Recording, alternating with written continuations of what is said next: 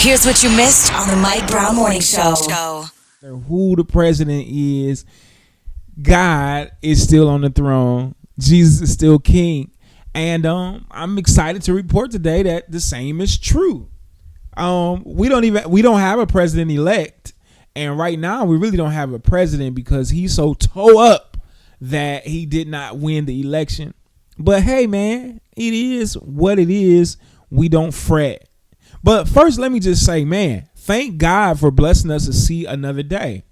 Thank God for letting us breathe the air that he has put into our nostrils. It's such a humbling experience sometimes. Well, every day, but sometimes we're more aware of it because we don't let the devil infiltrate us as much on some days.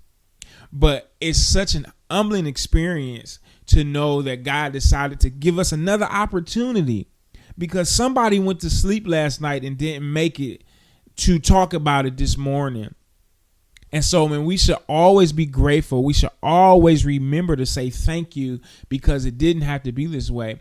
So I'll allow you an opportunity right now. If you hadn't said it already, God, thank you. Thank you for waking me up this morning. You didn't have to do anything, but you've done everything. So now, back to what I was saying, though. It doesn't matter who president is. We discovered that, and we found it to be true all of our lives, but it rings more true now more than ever. And, I'm going to do some little ranting today. I'm going to play a lot of clips today. Just catch ourselves up on where our country finds herself. And I got to do some fussing, too, to our people. But the first thing this is where I want to start. I think that it is truly sad that this race is as close as it is. Well, why do you say that, Michael? Well, here's why I say that.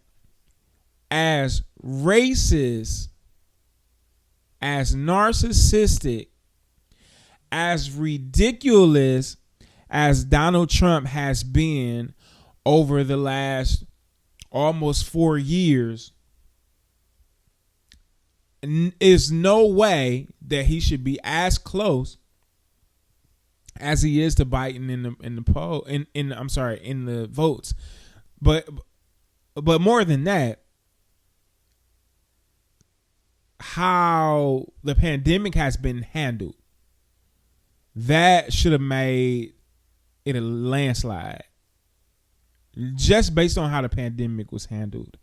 Now, I remember I told y'all last week or Monday, I think, that I was going to vote for Trump until the pandemic. And that's why I say in some way, the pandemic took a lot away from us.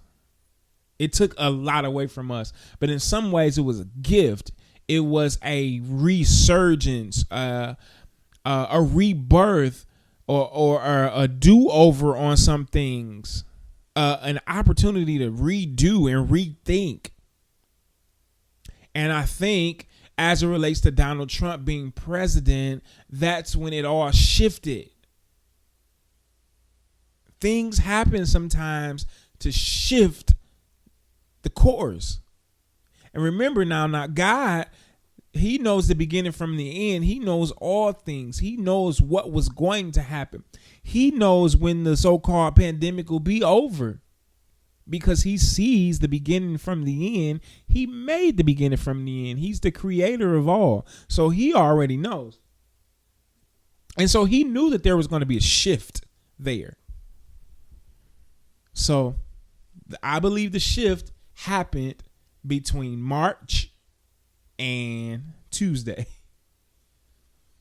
And so it's no surprise to me that Donald Trump is behaving the way he is as it relates to him not winning.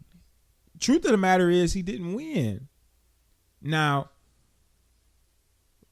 we can fairly say that nobody has won as of yet. That's a fair statement. But he hasn't won. He hasn't won. Now, I'm going to play a clip from Joe Biden We're gonna get to Trump, but I'm gonna play a little more sensible clip first. Now hear me. I want to make this clear again too. I didn't vote for Joe Biden because I'm Democratic. Neither did I vote for Joe Biden because I'm black. And I'm almost tired of our people thinking that you have to vote Democrat because you black. Get out of here with that. I'm beating a dead horse, but I gotta say it again because somebody said something to me yesterday that just made me say, huh? Like, for real? Understand that they are two white men that will never identify with the black experience. The only thing they're going to do is say what it is they think you want to hear to win your vote. So it already doesn't matter who president is because God is on the throne and Jesus is king. And so I said that yesterday. What I just told you all, I said, I'm going to be honest with you. Only reason I didn't vote for Trump is because of how he handled the pandemic. And they were kind of like appalled, like, what? Well, some people were like, what? And I said, well, they the same. Because when this is all said and done, if they had to choose, they gonna choose each other. And what we have to learn how to do is choose ourselves. And that's what we still have to figure out. See, remember I told you that after the next year or so, this decade is going to be phenomenal for black people that put action with their faith, that put works with their faith. This is going to be a phenomenal decade. But how we come out of it, how we determine whether it's going to last or not, is how we can come together. In that time, we have to figure out how to come together and find support in ourselves. Build a political party that has our best interests at heart. Stop looking to the man to do anything for us. And so here's what I said. I said, it doesn't matter. It's all the same. And I'm a kingdom citizen anyway, so it's not going to affect me. And do you know, people was like laughed that off like I was crazy for saying what's true. We are not of this world. We're in it, but we just passing through this, boy. This ain't our home for real, for real. So look at it like this. And some of y'all gonna be mad because I always go to this, but this is the easiest, most simplest argument. I know homosexuals are tired of me using their struggle to prove points. But here is an easy way to prove this point. How is it? And I'm not trying to, don't get me confused with the evangelicals, but so we are kingdom citizens. We are not of this world, right? That party that y'all making sure that you go out of your way to vote for, it's the same party that was behind the initiative to make sure that same-sex marriages were legal in all 50 United States. Is that a complete contrast to what God set up? Yes, it is. So how can you stand up so tall for a party that represents that. Now, I know people make the argument that you got to vote for what the country needs or what's good for the country. You really don't. You got to vote for, it's nothing really you can vote your conscience. But my point is, you can't stand up that tall for none of this stuff. None of it. Jesus is king. And can you vote for Jesus? No, you cannot. Duh, you can't. But the outlook has to change. They can't save me. It's nothing that they'll be able to do to affect my quality of life. See, this is what you got to get. I'm going to be all right either way. Because my hope is not in them. On Christ, the solid rock I stand. We need to get that. We need to get it. And that way they won't be vying for it. They may be vying for it, but when we come together as a community, they're going to have to figure out another way to settle their differences. That's all I'm trying to say. That's all I'm trying to say. So look, I'm going to play this clip. We're going to get back into the conversation. We're going to have a good time today. I wish I could play this clip from Cat Williams, man, but it's just, it ain't no clean version. But I'll try to give you a clean version of it. He said in 2016, CNN was like, they just knew Trump was going to lose. So they was pointing, you know how they go to that map and it was like, yeah, Hillary's up here, and then she's on her, the path is here. He said they came back from commercial. They was on there crying, saying, we don't know what happened. Where? And then he said, where's the black vote? But he said the N word. It was hilarious. It was funny to me. If you could find a clean version, go watch it. If a couple of words ain't gonna mess with your salvation, then just go watch it on YouTube. All right, let's see what Joe Biden had to say yesterday, and then I'll be back shortly. It's the Mike Brown Morning Show. Virtually the same margin that President Trump won that state 4 years ago.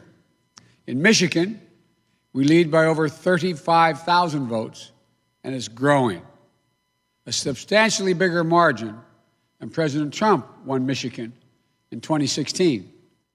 Michigan will complete its vote soon, maybe as early as today. And I feel very good about Pennsylvania. Virtually all the remaining ballots to be counted were cast by mail.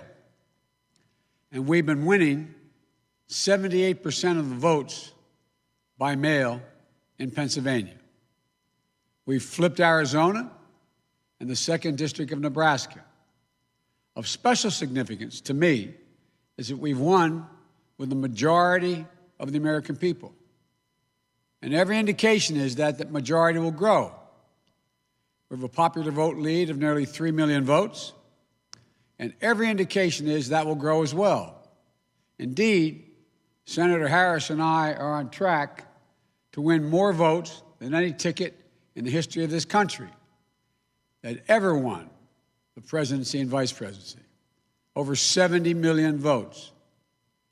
I'm very proud of our campaign. Only 3 presidential campaigns in the past have defeated an incumbent president. When it's finished, God willing, we'll be the 4th. This is a major achievement. This is a major achievement. And it's been a long and difficult campaign.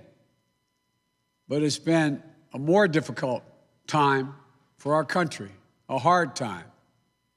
We've had hard campaigns before. We've faced hard times before.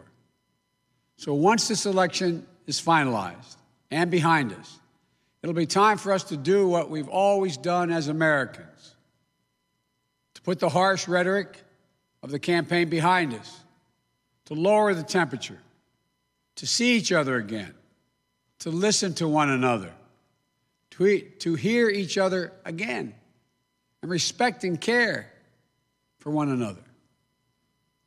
to unite, to heal, to come together as a nation. I know this won't be easy. I'm not naive. Neither of us are. I know how deep and hard the opposing views are in our country on so many things. But I also know this as well. To make progress, we have to stop treating our opponents as enemies. We are not enemies. What brings us together as Americans is so much stronger than anything that can tear us apart. So let me be clear. We are campaigning as Democrats, but I will govern as an American president. The presidency itself is not a partisan institution. It's the one office in this nation that represents everyone. And it demands a duty of care for all Americans. That is precisely what I will do. I will work as hard for those who didn't vote for me as I will for those who did vote for me. Now, every vote must be counted. No one's going to take our democracy away from us. Not now, not ever. America's come too far. America's fought too many battles. America's endured too much to ever let that happen. We, the people, will not be silenced. We, the people, will not be bullied. We, the people, will not surrender. My friends, I'm confident we'll emerge victorious. But this will not be my victory alone or our victory alone. It'll be a victory for the American people, for our democracy, for America. And there will be no blue states and red states when we win, just the United States of America. God bless you all, and may God protect our troops.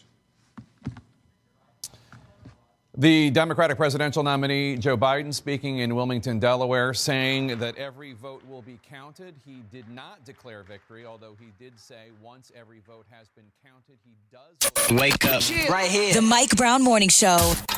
Wake up, baby, when you wake up, hit it in the morning. Heard weekdays 7 to 10 a.m. Eastern Time, right here on the Urban Uplift. I appreciate it very much, and I want to thank the American people for their tremendous support. Millions and millions of people voted for us tonight, and a very sad group of people is trying to disenfranchise that group of people, and we won't stand for it. We will not stand for it. I want to thank the First Lady, my entire family, and Vice President Pence, Mrs. Pence, for being with us, all 4 of us. And we were getting ready for a big celebration. We were winning everything, and all of a sudden it was just called off. The results tonight have been phenomenal, and we are getting ready. I mean, literally, we were just all set to get outside and just celebrate something that was so. Hold on, I'm sorry. Let me stop. That is simply not true. They were not winning everything. I saw it from the beginning. As a matter of fact, the first electoral votes that came in were for Joe Biden. Where were they winning everything? I'm so confused. So that's a bold-faced lie. I'm going to try not to stop again, but this is probably one of the places, probably one of the only places where you can interrupt the president while he's talking. It's the Mike Brown Morning Show. All right, here it is. So beautiful, so good. Such a vote, such a success. The citizens of this country have come out in record numbers. This is a record. There's never been anything like it. To support our incredible movement, we won states that we weren't expected to win. Florida, we didn't win it. We won it by a lot.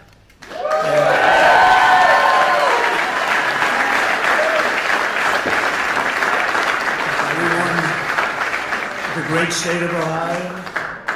We won Texas. But they always win Ohio. Ohio is red. Right?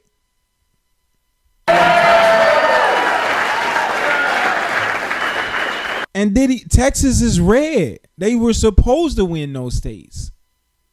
That's why as soon as the polls closed in California, it was blue.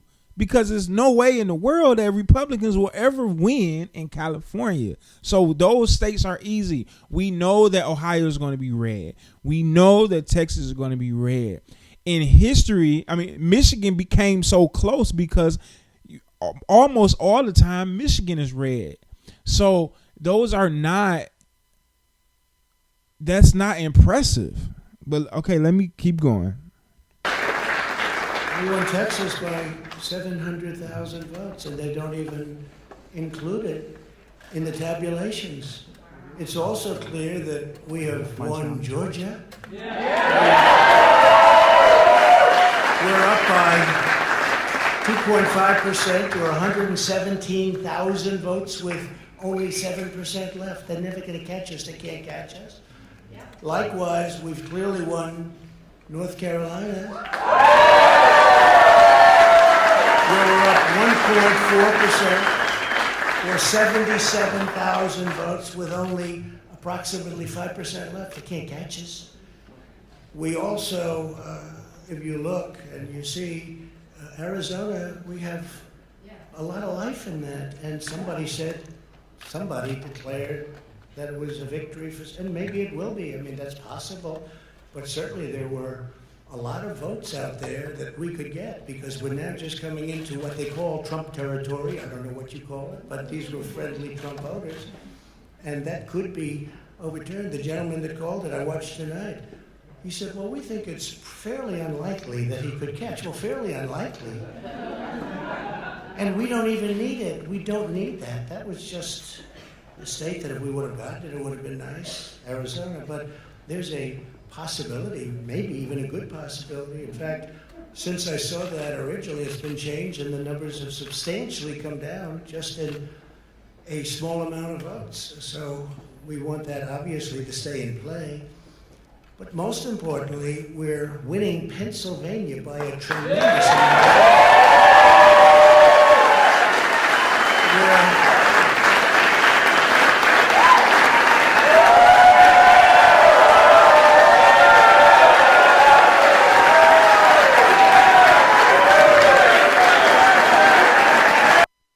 That is true. As a matter of fact, he has won Pennsylvania.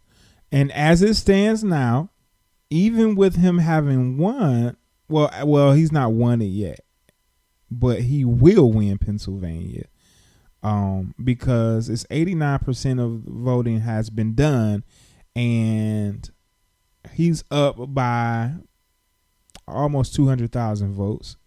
So it's a great possibility that he will win Pennsylvania. But even if he does, that's 20 more electoral votes. And right now, as it stands, he's at 214. So if my math is correct, 214 plus 20 is 234. But right now, Joe Biden is at 264, which is only 10 votes away from what he needs to win. So, okay, let me just let him keep talking.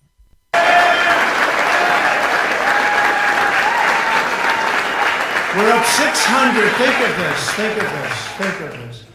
We're up 690,000 votes in Pennsylvania. 690,000.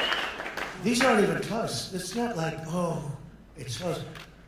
With 64% of the vote in, it's going to be almost impossible to catch. And we're coming into good Pennsylvania areas where they happen to like your president. So we'll probably expand that. We're winning Michigan by, I'll tell you, I looked at the numbers. I said, whoa. I said, wow, that's a lot. By almost 300,000 votes. And 65% of the voters in it. And we're winning Wisconsin. So we're winning. We don't need all of them. We need, because when you add Texas in, which wasn't added, I spoke with the really wonderful governor of Texas just a little while ago, and Greg Abbott, he said, congratulations. He called me to congratulate me on winning Texas. I mean, we won Texas. I don't think they finished quite the tabulation, but there's no way.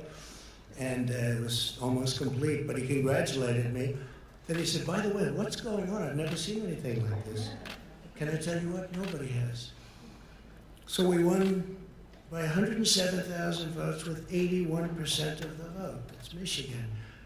So when you take those three states in particular, and you take all of the others, I mean, we have so many, we had such a big night. You just take a look at all of these states that we've won tonight, and then you take a look at the kind of margins that we've won them by. And all of a sudden, it's not like we're up 12 votes and we have 60% left. We won states, and all of a sudden, I said, what happened to the election? It's off.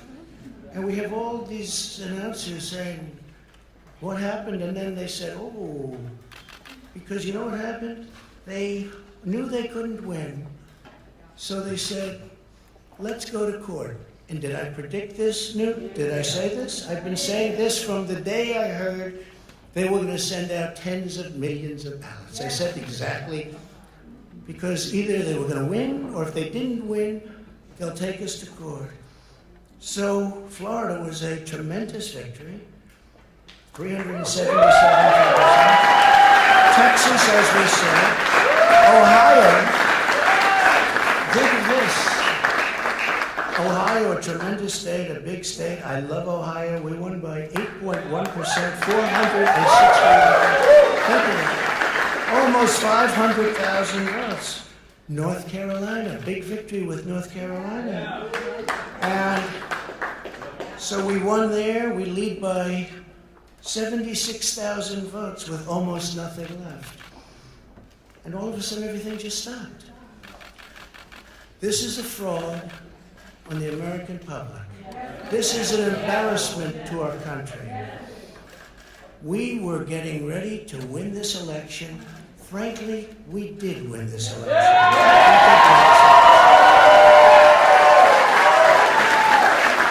So our goal now is to ensure the integrity for the good of this nation. This is a very big moment. This is a major fraud in our nation. We want the law to be used in a proper manner. Okay, so where is the fraud? He called out the numbers. Where is the fraud? All right, let's see if we can get through the rest of this. So we'll be going to the U.S. Supreme Court. We want all voting to stop. We don't want them to find any ballots at 4 o'clock in the morning and add them to the list. Okay? It's a very sad moment. To me, this is a very sad moment, and we will win this. And we, as far as I'm concerned, we already have won. So I just want to thank you, and I want to thank all of our support. I want to thank all of the people that worked with us, and Mr. Vice President. Say a few words, please.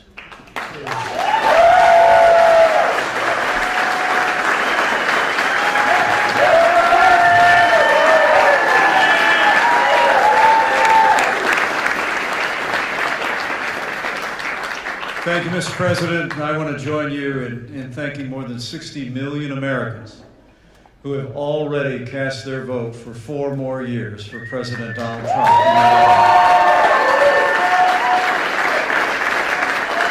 And while the votes continue to be counted, we're going to remain vigilant, as the President said. The right to vote has been at the center of our democracy since the founding of this nation, and we're going to protect the integrity of the vote.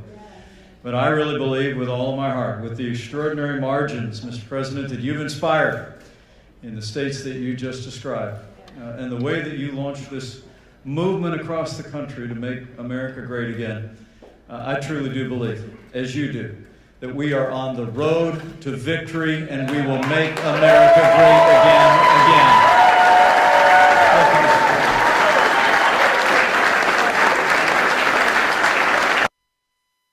Okay, a couple of things. As it relates to making America great again, America was never great.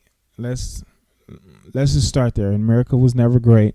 And then I don't think it's proper to say make America great again. I'm not an English professional, but I just don't think that's proper.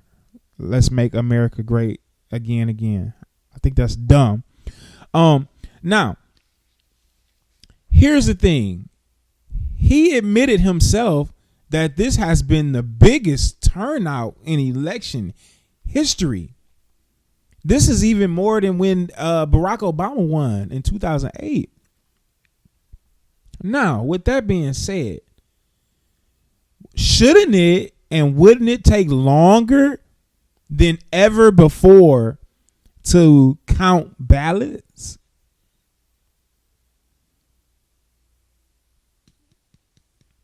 Hello, Mr. Trump, Donald Trump.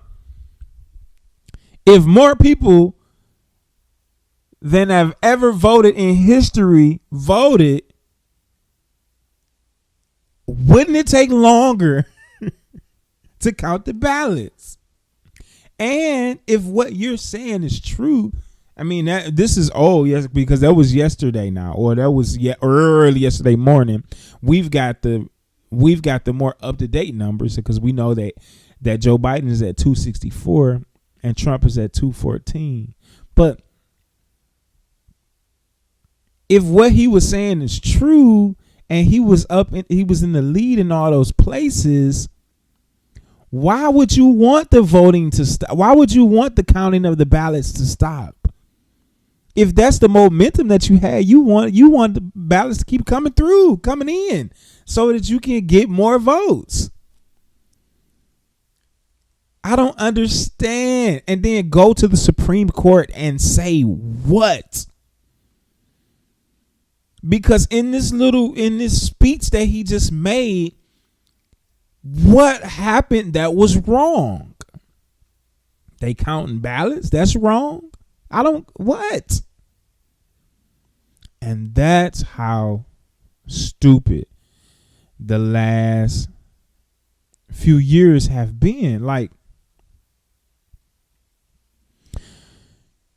there are some things that you can, for lack of a better way of saying it, overlook. When it comes to, if this is how he's going to be, I recognize that and I can deal with that because him being there means thus and such for me.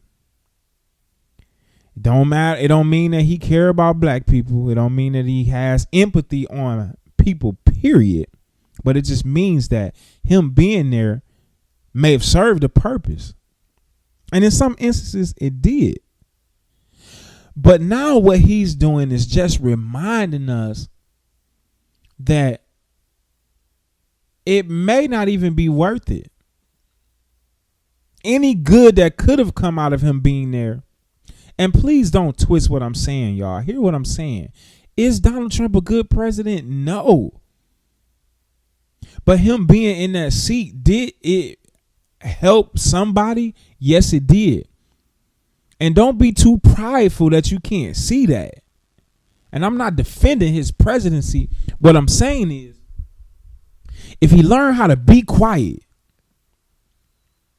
probably would help himself. But it's too late now. So let's stay vigilant for today. Let's see what happens. Hopefully tomorrow we'll have some more definite, infinite information as it relates to who the next president of the United States is going to be. As of now, Donald Trump has 214 electoral college votes, and Joseph Biden has 264. And we know that a person only needs 274 to win. I'm interested to see what's going to happen with the Supreme Court and all that. Very interesting stuff. Coming up next on the show, tomorrow's Friday, so we're going to be reviewing again Rich Dad, Poor Dad.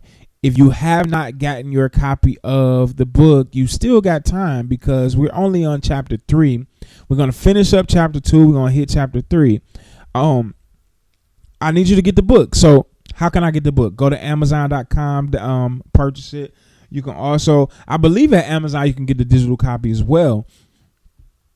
You can also get the digital copy from your Apple Music App Store. You can get the digital copy from, I don't know if you can get it from Google Play.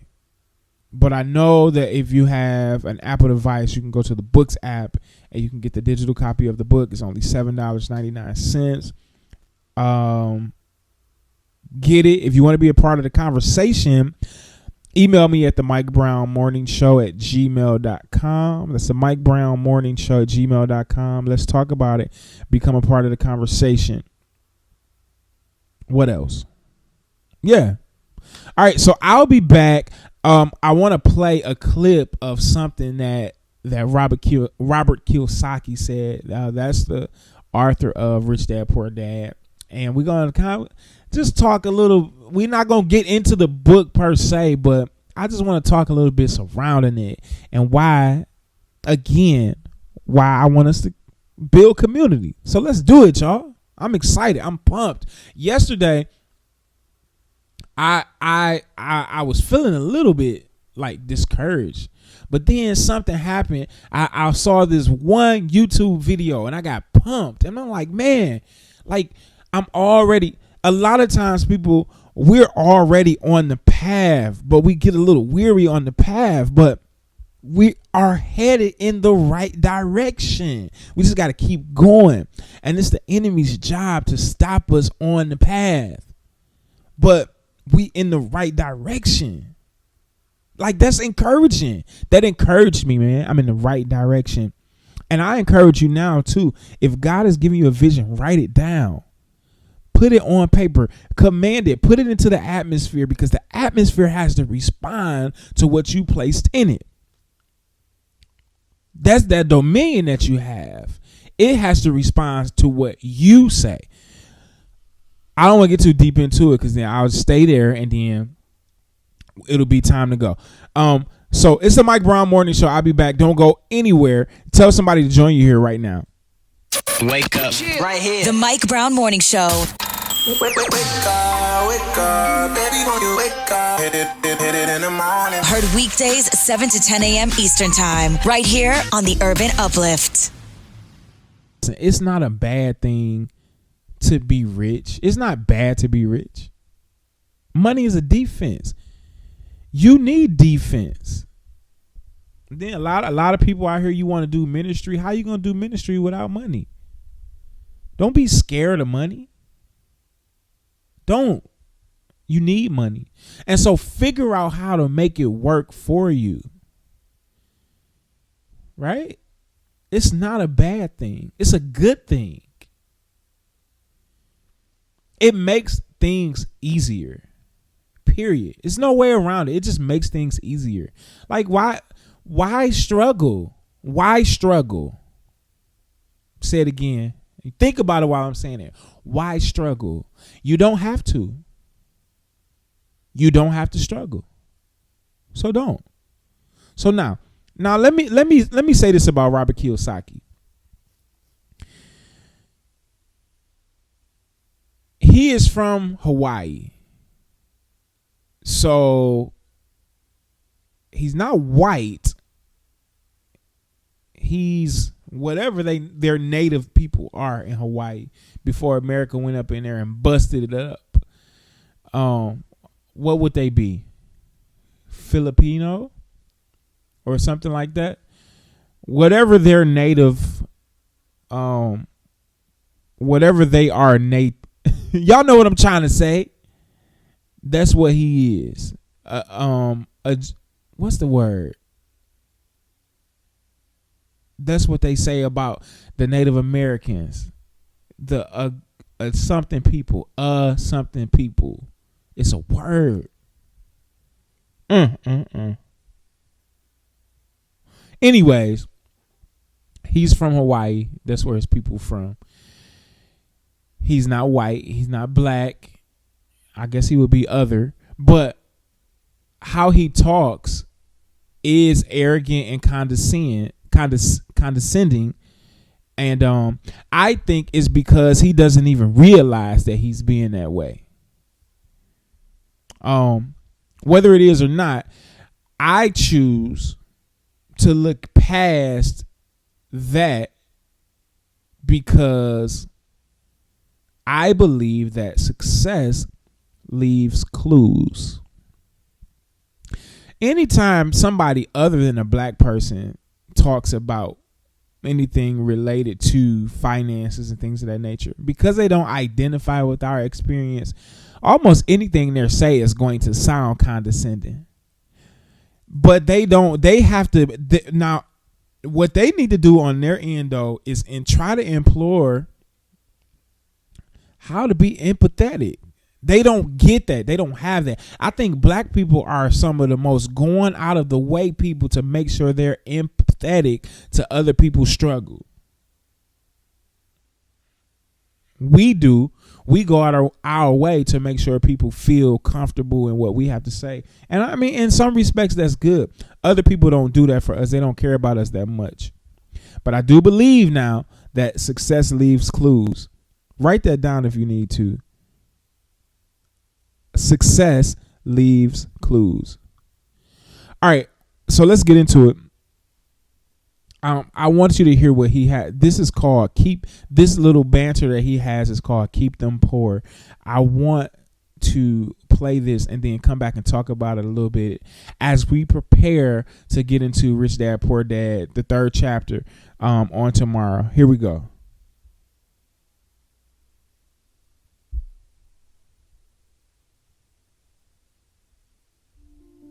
Do the rich people cringe and say, "Don't tell them that, Rob"? Yes. Don't tell people what you know. Right. Keep them poor. My father was the head of education, PhD, all that stuff. I go home and ask him, said, "Why don't we learn about money in school?" And he looked at me and says, "Because the government doesn't let us teach that subject. The government tells us what we can teach and what we can't teach." And I thought that was strange. And I said, "But aren't we going to school to learn about money?" He says, "No, your job is to get a job." I said, "But you get a job to earn money." He goes, "No, you're supposed to just get a job." I went, No. Isn't the purpose of a job to earn money? He goes, "You're correct." I said, "So why don't I just learn about money? I can skip the job part, you know?" And he got flustered and he said, "If you want to learn about money, why don't you ask your best friend's father about money?" And I said, "Why? That's Mike." So why ask him? He says, "Because Mike's father is an entrepreneur." And I said, what are you? He says, "I'm an employee. I'm a government employee." And I went, "Oh, what's the difference?" He says, "The difference is an entrepreneur must know about money, or they're no longer entrepreneurs." And he says an employee doesn't have to know anything about money because the government will take care of them, the company will take care of them. So I'm all confused. But I took my dad's advice and I trundled over to Mike's father's office and knocked on his door and I said, "Hey, I'm here, 9 years old. Teach me about money." He says, "Beat it, kid, you know." But that's where the story of Rich Dad Poor Dad started. And finally, through persistence, my rich dad started teaching me about money on one condition. And that condition was he would never pay me. He says, "The moment I pay you, you think like an employee." He says, "That's the trap. Entrepreneurs work for free." And now I'm 9 years old, my head's cracking in half. He says, "You never want a paycheck. You understand that, kid?" I said, "Okay, I got it." And he says, "Well, how do I make money?" He says, "That's what entrepreneurs figure out." It's like, so how do I learn about money? So he would just break out a Monopoly game board. So I would work for free. I'd pick up cigarette butts, and he had hotels and restaurants, and I would clean and do menial tasks. And as I got older, I started getting into office work and marketing and accounting, and I was an apprentice basically, but I always worked for free. And he would teach me about money, but the way he taught me about money was playing Monopoly. And finally one day I got upset. I said, "Well, when are you going to teach me about money?" He says, "What do you think we're doing?" We're playing Monopoly. He goes, no. What do you think we're doing? We're playing Monopoly. He says, what do you think we're doing? So I don't know. I'm teaching you about money. And then that's when, you have one greenhouse. He says, there's many formulas for great success in money. There's thousands of them. But one of the best ones found on the game of Monopoly. It still is today. 4 greenhouses, 1 red hotel. I said, what? He says, one of the greatest ways to acquire great wealth is playing Monopoly in real life. 4 greenhouses, 1 red hotel. But is that all there is? He goes, that's it. And he says, what do you think I'm doing? And I went, I don't know. So then he took me out and he showed me his greenhouses. And 10 years later, when I was 19, I was now in school in New York, and I come back to Hawaii, and Rich Dad had bought the biggest piece of land smack dab in the middle of Waikiki Beach. And when you go to Waikiki Beach today, you'll see the Hyatt Regency Hotel. That was his hotel. Just like the game of Monopoly. Just like the game of Monopoly. Acquired assets and they became bigger assets. He just kept what's called an assemblage, because that property wasn't that big at that time. So he had to buy out all the small guys. Because Waikiki was a little dirt water little town. So he'd buy out this shop owner and buy that shop owner. And it took him a while, but he finally assembled this large piece of property. And then he and Hyatt put up this giant hotel. It just sold for $800 million. So that's how I learned about money.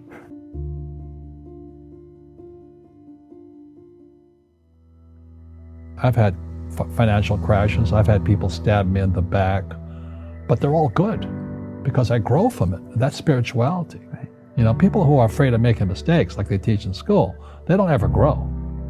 Because spirituality is there's good and there's bad, there's right and there's wrong, there's up and there's down.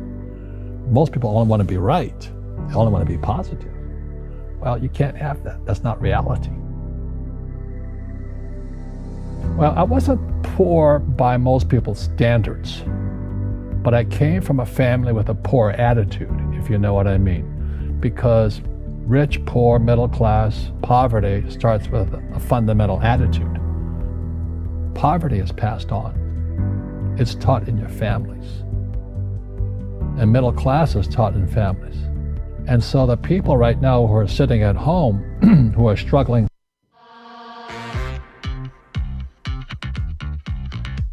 It's been a while. Financially, or worried about money, or unhappy. They may be making a lot of money, but unhappy with what they're doing. It was probably taught to you. Your super ego was taught, get a job, work hard, or you'll never be rich, or the rich are evil, or whatever. The school system will never teach you about money. The school system was designed to teach you to be an employee, which is important, or a doctor or a lawyer, a specialist, but never about money. And what most people lack is real business knowledge, like accounting, like debt, like taxes. You got to know that stuff, but they don't teach it in school to anybody. So, and then when people ask me, how did your rich dad learn this when your poor dad, a PhD, didn't? And the answer is very simply, my rich dad, who's my best friend's father, his father died when he was 13. So rich dad had this family business at 13 to run. So he had to drop out of school, which was his blessing. There's blessings, and sometimes the blessing doesn't look like a blessing, but it turned out to be a blessing. And then his teachers became his bookkeeper, his accountant, his attorney, his banker, his real estate agents. So he has what I call real teachers, not these fake teachers in school. You see, most teachers in school, they're out of ethics. They teach subjects they themselves don't practice. I asked the teacher, I said, I'm in my 3rd year of calculus now. It was called strength of materials. I said, am I ever going to use this stuff? He goes, no. I said, why do you teach it? He says, because I get paid. I said, do you ever use it? He goes, no. And that's why, you have to, in life, One of the things I suggest to people, you got to find a real teacher versus a fake teacher. And a fake teacher is somebody who doesn't do what they teach. And a real teacher is doing what they teach every day. So my accountants, my attorneys, they're in it every single day. That's how I learn, because every day I'm solving problems in my business. So I have accountants and attorneys and bankers and all these people on speed dial because I'm solving problems with my team. I see you giving this knowledge out, and Yeah. do the rich people cringe and say, "Don't tell them that, Rob"? Yes. Don't tell people what you know. Right. Keep them poor. But unfortunately, the poor, as was in the Bible, I'm not real religious. The poor will always be amongst us because it starts up here. Right. It's that fear mentality. It's in their words, and the words become flesh. Again, I'm not really religious. I flunked out of Sunday school also. But when they say I can't afford it or I can't do that, they go down. They become what they say. My PhD dad, he says, "What do you think I am, made of money? I can't afford that." And my rich dad would say, "That's why he's poor." Poor people say, "I can't afford it, I can't do that, I don't have time." Because this is an escape. It's an escape. You know what I mean? It's easy to say, "I can't afford it." And your rich dad used to say what instead of "I can't afford it"? How can I afford it? How can I do that? What would it take, or why should I do that? He says that a question opens the mind, a statement closes the mind. See, when you say, "I can't afford it," your mind shuts down, and you become what you say. Rugby is a team sport, but so is soccer. The rules are different. And other people are golfers. They play by themselves. And so everybody's different. So my game financially is business, number one. Second is real estate. So what I say to young people is, you find your game.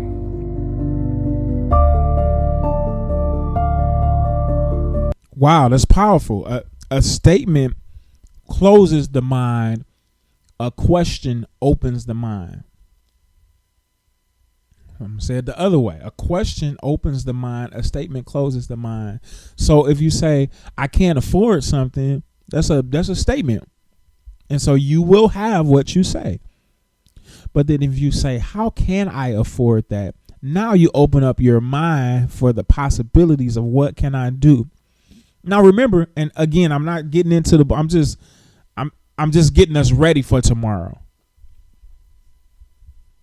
Remember, we talked about assets and liabilities.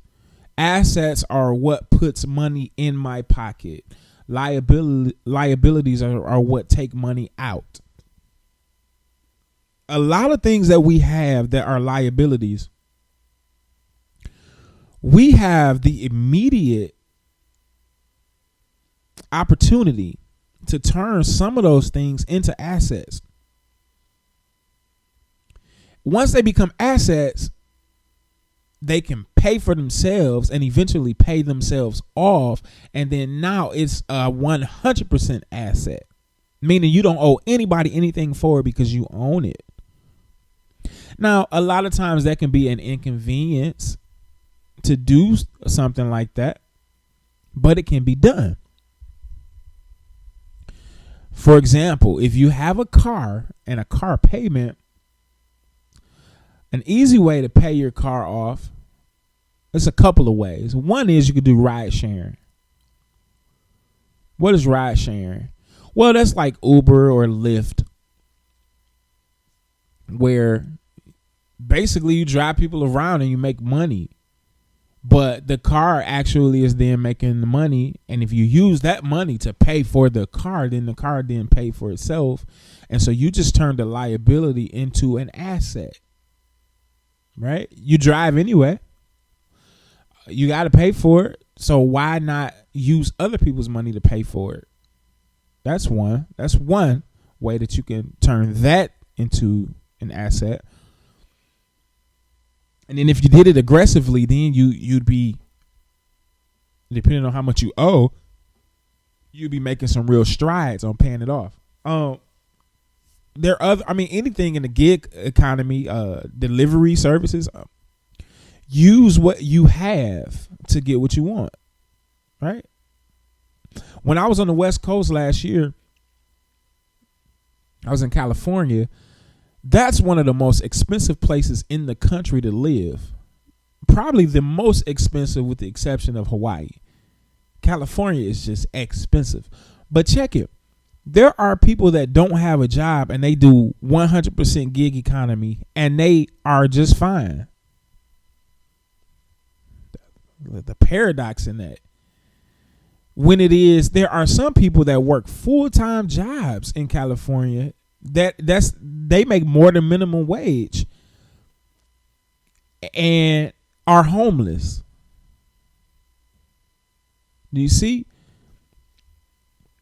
So I'm having more than one conversation at one time. Let me get back to what I was saying, and then I'll try to come back to that. Sometimes you have to use what you have in order to shift your mindset into what you need to become. See, once we get the asset mentality, it changes everything. Because let's take that car, for example, that you have a payment for. You go to work every day. A part of you going to work, a part of that money that you make while you're exchanging time for money is going to be allocated to pay for that car. So you're going to go to work. You're going to spend 8 hours there. Part of that money is going to be allocated to paying for the car. But what was the car doing while you were at work? It was sitting there doing nothing. It was just sitting there. And you are working, blood, sweat, tears in some cases. And the car just sitting out there chilling. Well, that's backwards. That thing ought to be working for you. So that's the beginning of the shift. If I make it work for me, then I benefit. Right? So here's another way that your car could work for you. Now, this is really inconvenient. But if you got a real nice car, you got a luxury car, you can actually rent your car out. Now, again, it may be inconvenient, but if you have a luxury car, let's say you got an Escalade, don't you know that you can rent that thing out for about $150, $200 a day? How do you do that? Well, there is a site called Turo. Turo. Now, your car doesn't have to be a luxury vehicle, but I'm just giving you an example of what you could look to put it on there for. So let's say you have an Escalade and your payment is, I'm going to be modest and say, let's say you got good credit, so your payment is $700 a month. Some of y'all saying, ooh, that's high. Yeah, that is high because it's an $80,000 truck.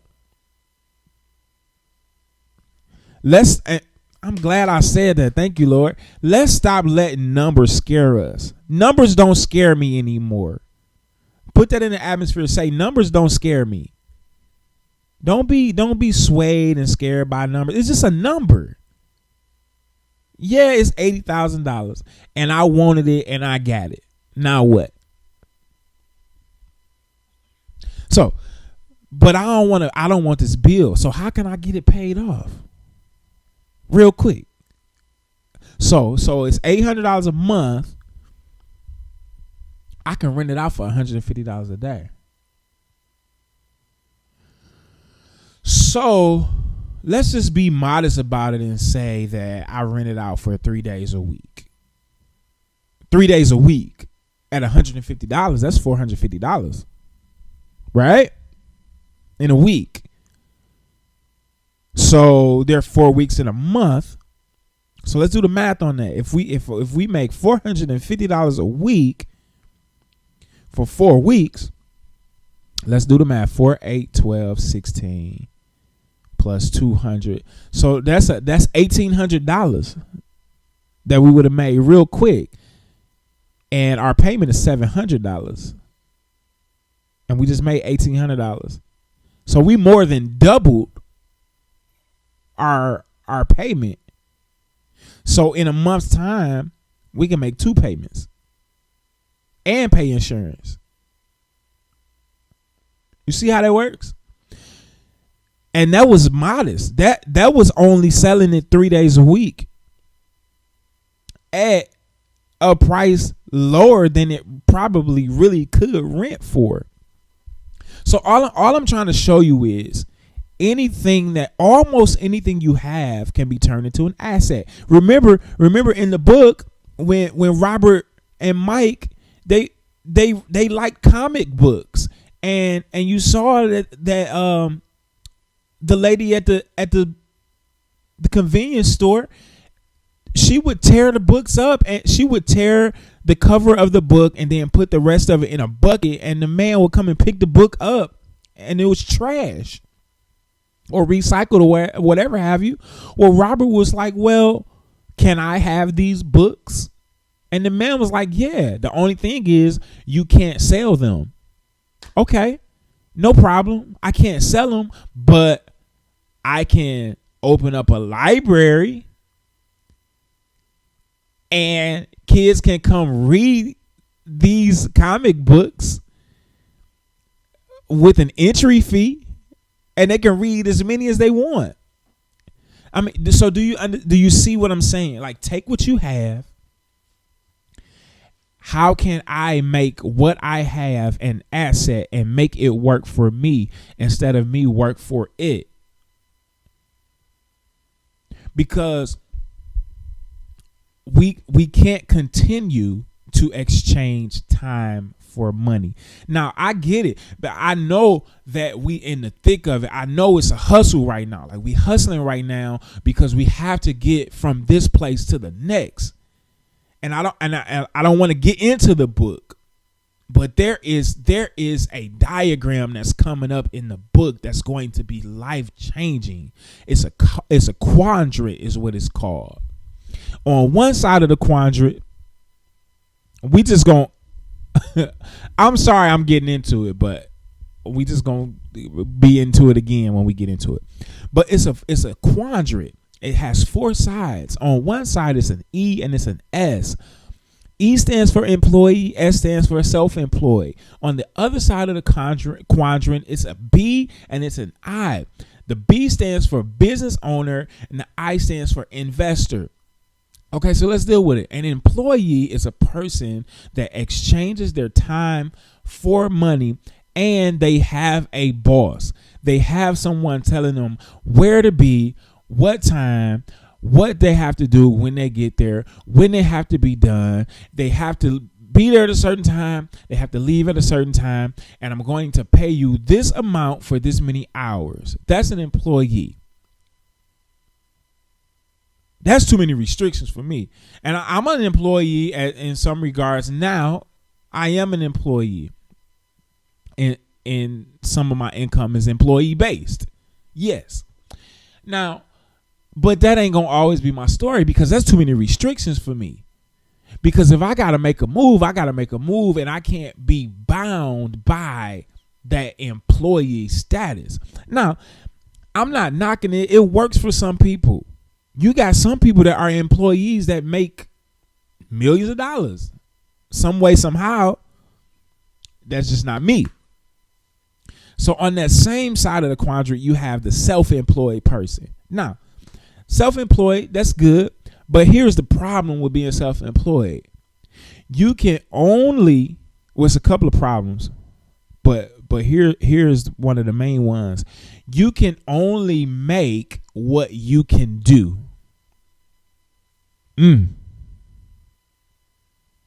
That was good. Listen again. Listen.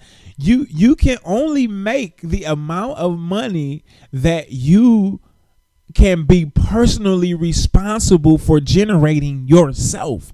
But here's the problem.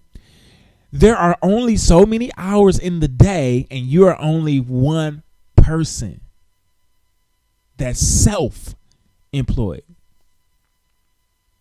So now that's a step up from being an employee because you are able to now buy back your time a little bit. You're not necessarily exchanging time for money to the extent of an employee.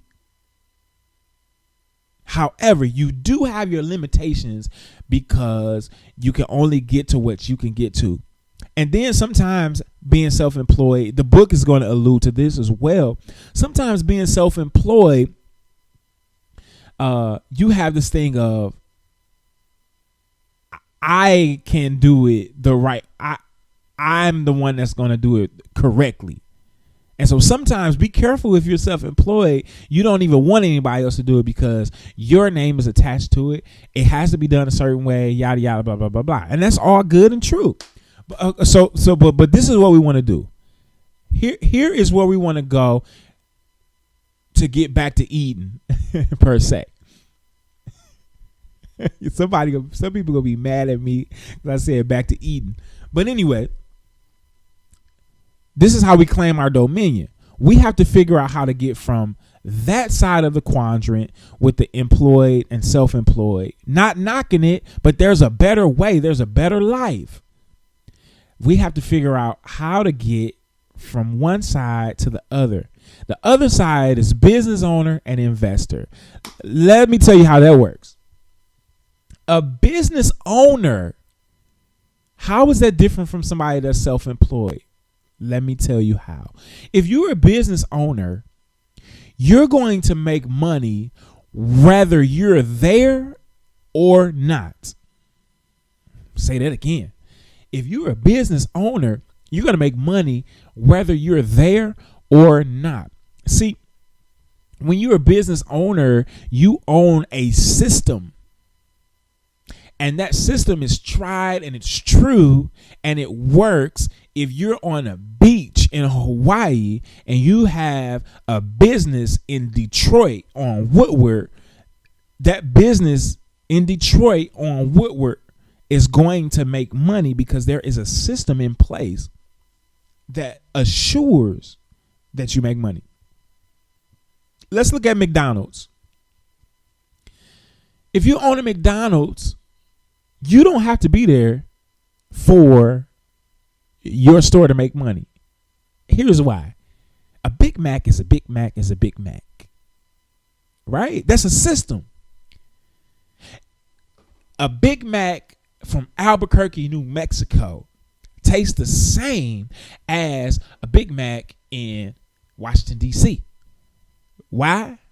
Because there is a system in place to assure that happens. Now, how is that? Why is that so ironclad, if I can use that? Because it costs. It's going to cost you, but it's going to pay off. It's going to be an investment, but the return is going to be over and over and over and over again. You might spend $1 million on that system, but if you make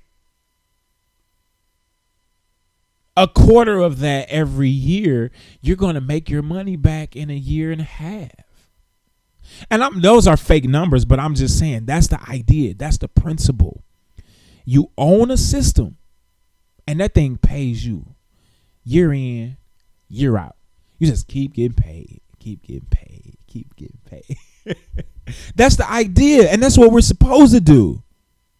We, as people of God, see now I'm coming back to the church people. Now y'all gonna be happy with me again.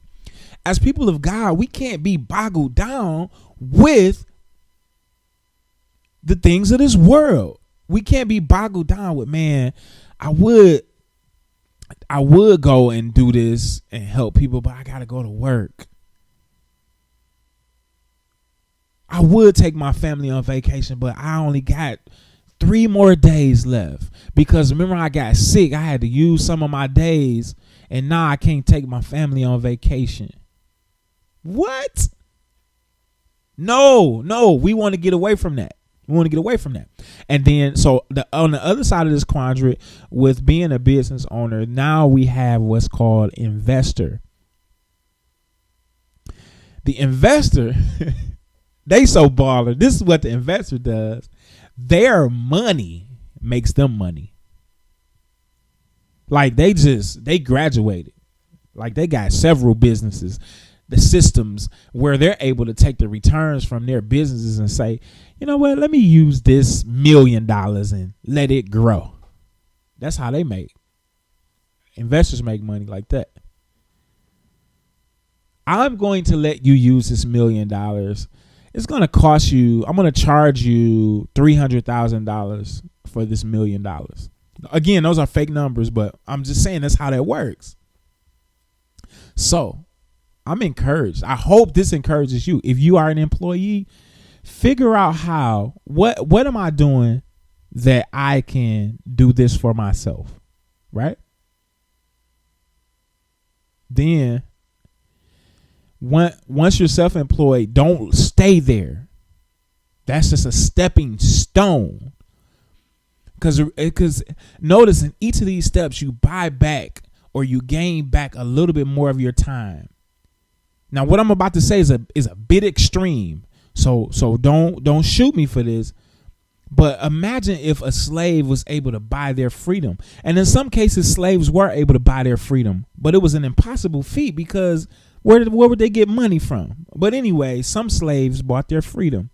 That's probably another part of history they don't want you to know about. But becoming financially free is buying your time back. Imagine what you could do with your time if money was not an object. See, it's not always about things. Who cares about things? We don't need another piece of clothing. We don't need another piece of furniture. We don't need another brand new car. No, what we need is our time. And if we had our time, the things that we could do, just think about it. What would you do if money wasn't an object? You wouldn't be at work right now.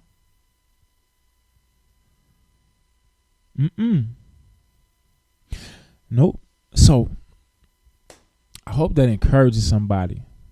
And while I'm talking to you, I'm preaching, I'm tearing myself up. I feel like running around this building because I'm inspired right now. And remember, I told you earlier to write it down because you'll see that what God gave you, you are on the path. You're on the path. I work in the hospitality industry, right? That means I'm an employee.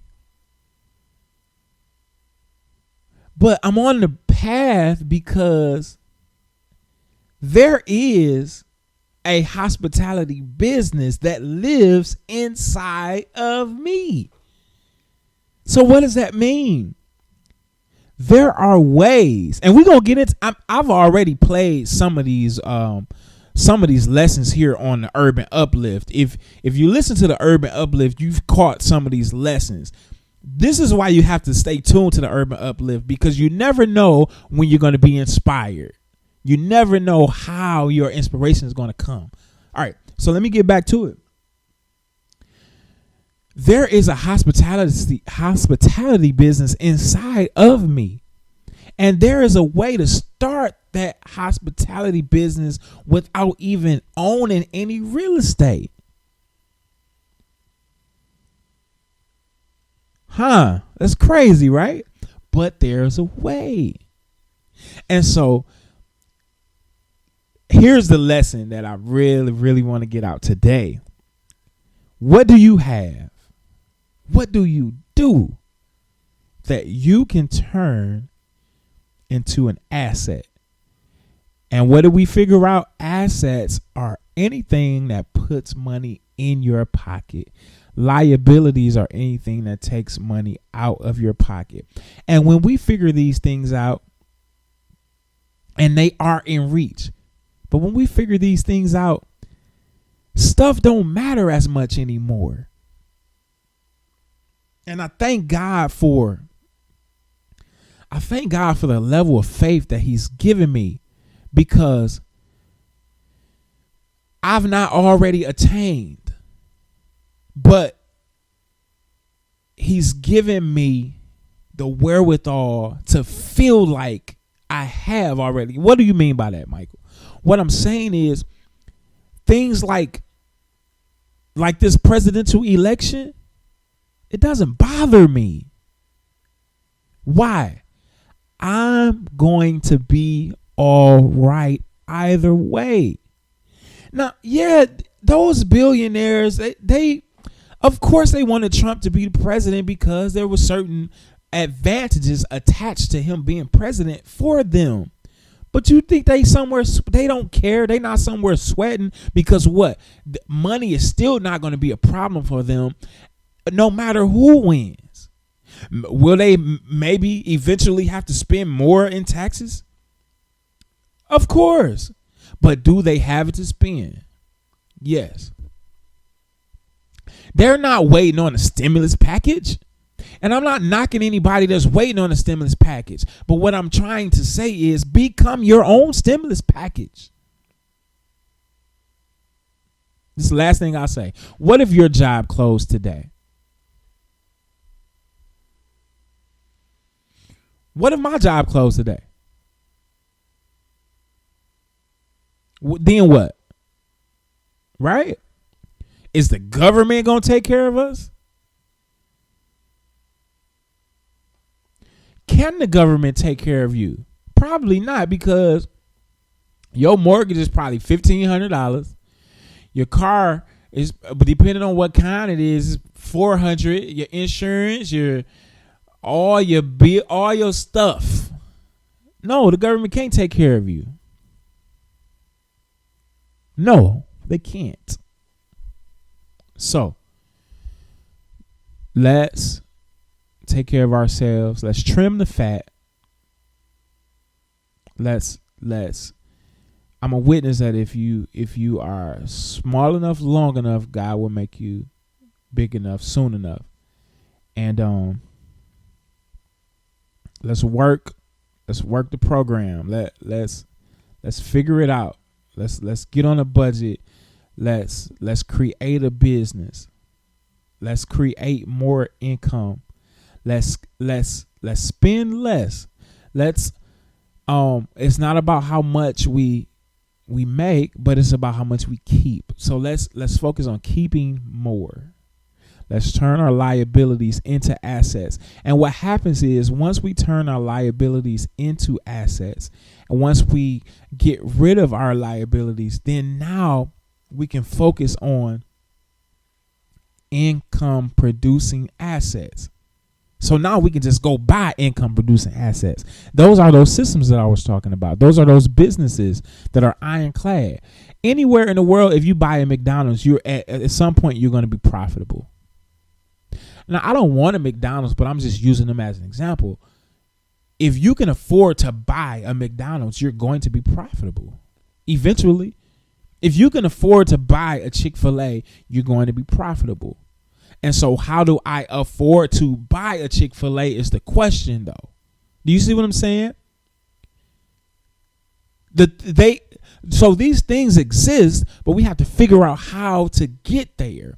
And how you get there is how can I fire my job? How am I not an employee anymore? That's the first step. All right, then you might find yourself self-employed. How can I scale this business to where I am not doing everything? How can I turn my self-employment into a business, into a system? All right. I don't want to get stuck there. It's been a great day. I'm going to go ahead and end today right now. It's been a great show today. I thank you all for hanging out with us.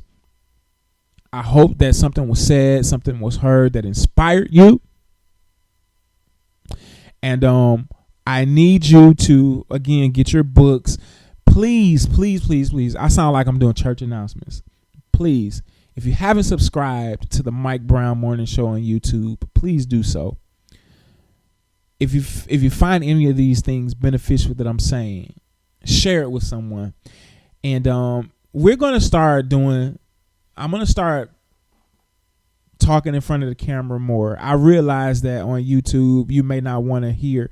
Like a lot of times, if you miss the show, you can go back on YouTube and hear it. But you may want to see it. I mean, I guess that's the purpose of YouTube, to visualize, the visualization of it all. So we're going to get into that a little bit more. Just pray for me. You know, most of this I do myself. I'm the producer. I'm the creative content person. I'm the sound engineer. and I'm not complaining, but no, I'm not complaining. However, it just takes some special, I don't want to say skill, but you got to have everything just right. I'm never going to give y'all junk. You hear how clear I sound right now? It's because I'm not giving you junk. So when these videos are on YouTube, they are not going to be junk either. So just bear with us for a little bit. But in the meantime, get as many people as you can to subscribe to our YouTube channel. Get some more people to download the app. I know you are already listening to it, so you've downloaded it, but get some other people to download it. We would appreciate it. Have a super fantastic, wonderful, blessed rest of your day. We'll be right here tomorrow. Remember, we're going to review Rich Dad Poor Dad, and maybe we may have a president-elect by that time. Have a wonderful day. I'll see you tomorrow. Peace. Wake up. Right here. The Mike Brown Morning Show. Wake up, baby, won't you wake up? Hit it in the morning. Heard weekdays 7 to 10 a.m. Eastern Time. Right here on the Urban Uplift.